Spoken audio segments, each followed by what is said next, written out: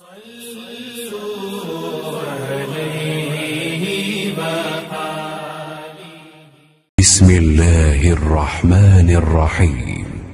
सही बुखारी हदीस नंबर 454। उर्वा बिन ज़ुबैर ने हज़रत आयशा सिद्दीक़ रज़ियल्लाहु ताला अन्हु से रिवायत किया है, हज़रत आयशा ने फरमाया, मैंने नबी करीम सल्लल्लाहु अलैहि वसल्लम को एक दिन हुजरे के दरवाज़े पर देखा। उस वक्त हबशा के कुछ लोग मस्जिद में नेज़ों से खेल रहे थे, हथियार चलाने की मश्क कर रहे थे। रसूलुल्लाह सल्लल्लाहु अलैहि वसल्लम ने मुझे अपनी चादर में छुपा लिया ताकि मैं उनका खेल देख सकूं।